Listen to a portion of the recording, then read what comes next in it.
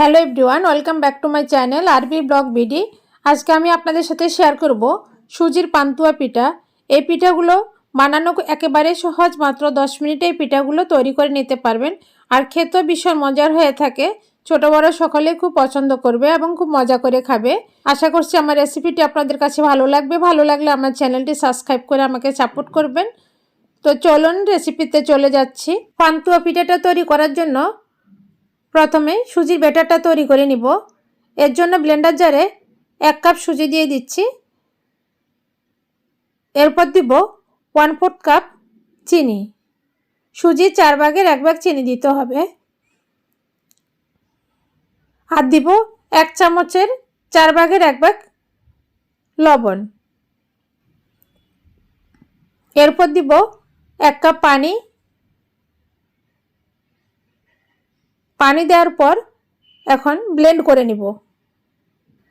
চাইলে আপনারা সুজির পরিবর্তে ময়দা দিয়েও এই পিঠাটা তৈরি করতে পারবেন। ব্লেন্ড করা হয়ে গেছে। সম পরিমাণে এখন দুটা বাটিতে আমি সুজির ব্যাটারটা ঢেলে নিব।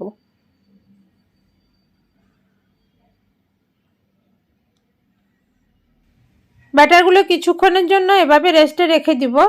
এদিকে আমি পিঠার ভিতরের ফিলিংটা তৈরি করে নিব, অর্থাৎ দুধ দিয়ে খিসা তৈরি করে নিব। এর জন্য চুলায় প্যান বসিয়ে এর মধ্যে 1/2 কাপ পানি দিয়ে দিচ্ছি। আর দিব 1/4 কাপ চিনি। মিডিয়াম হিটে চিনিটা পানির সাথে খুব ভালোভাবে মিশিয়ে নিব।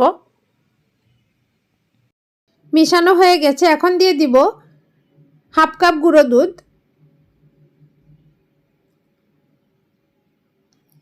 গুঁড়ো দুধ দেওয়ার সাথে সাথে খুব ভালোভাবে মিক্স করে নিতে হবে, না হয় দলা পেকে যাবে।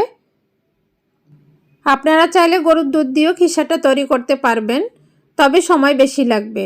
গরুর দুধকে জাল করে ঘন করে নিতে হবে, তারপরে খিসা তৈরি করতে হবে। খিসাটা গুঁড়ো দুধ দিয়ে করলে ভালো হয়, অল্প সময়ে তৈরি করে নিতে পারবেন। আর দিয়ে দিব 1 চিমটি লবণ। যে কোনো মিষ্টি খাবারে একটু লবণ দিলে মিষ্টির ব্যালেন্সটা ঠিক থাকে। আর দিয়ে দিব 1/4 কাপ নারকেল গুঁড়া। এটা টোটালি অপশনাল, আপনাদের হাতের কাছে যদি না থাকে এটা না দিলেও চলবে। আর দিব 1 চা চামচ ঘি। এখন সব কিছু খুব ভালোভাবে মিক্স করে নিব। মিক্স করার পর 2 মিনিটের মতো জাল করে এটা ঘন করে নিব। এভাবে অনবরত নাড়তে হবে, না হয় তলানিতে লেগে যেতে পারে। চেষ্টা করবেন গুঁড়া দুধ দিয়ে খিসাটা তৈরি করতে, তাহলে খুব দ্রুত তৈরি করতে পারবেন। এই তো খিসাটা বানানো হয়ে গেছে। এখন চুলা থেকে নামিয়ে ঠান্ডা করে নিব।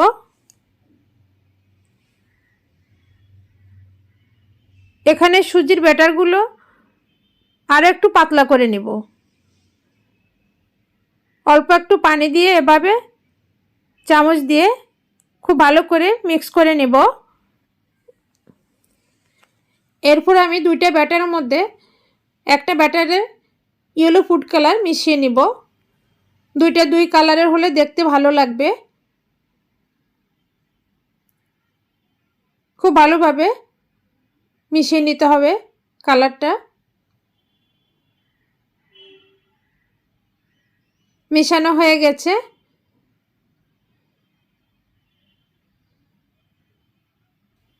সব কিছু রেডি করে নিয়েছি। এখন পিঠাগুলো ভেজে নিব। তাওয়াটা এখানে আমি আগে থেকে হাই হিট করে রেখেছি। এখন একটু তেল দিয়ে পুরো তাওয়াতে ব্রাশ করে নিব। এই পিঠাগুলো বানাতে তাওয়াটা হাই হিট করে নিতে হবে, তারপরে একদম লো করে রাখতে হবে, তাহলে পিঠাগুলো খুব সুন্দর হবে। এখন দিয়ে দিব সুজির ব্যাটার। সাদা ব্যাটারটা আমি আগে দিয়ে দিচ্ছি, তারপর পুরো তাওয়াতে ছড়িয়ে দিব।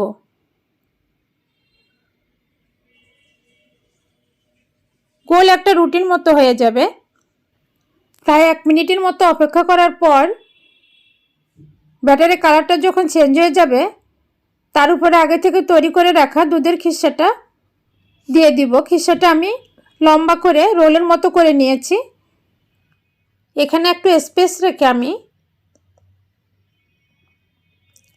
খিসাটা দিয়েছি, এতে করে ফোল্ড করতে সুবিধা হবে। এখন আস্তে আস্তে ফোল্ড করে নিব। ফোল্ড করা হয়ে গেলে তাওয়ার এক পাশে পিঠাটা রেখে দিব। একইভাবে আবারও ব্রাশ করে নিব তেল দিয়ে তাওয়াটা। এখন কালার করা ব্যাটারটা দিয়ে দিব।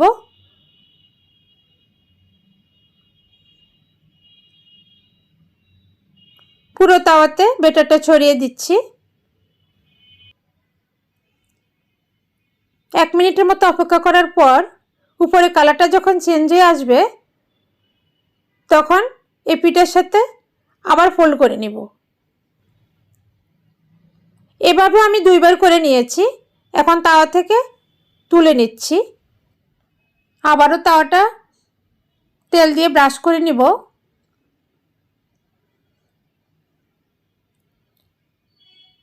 এরপর দিয়ে দিব ব্যাটার।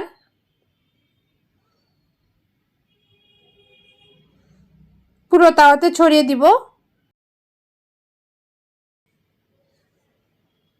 একইভাবে 1 মিনিটের মতো অপেক্ষা করার পর ব্যাটারের কালারটা যখন চেঞ্জ হয়ে যাবে পান্তুয়া পিঠাটা ব্যাটার উপর দিয়ে ফোল্ড করে নিব। পিঠাটা তৈরি করে নিয়েছি, এখন বডির উপরে তুলে নিব। দেখতে পাচ্ছেন কতটা সুন্দর হয়েছে। এখন একটা নাইফ দিয়ে কেটে নিব।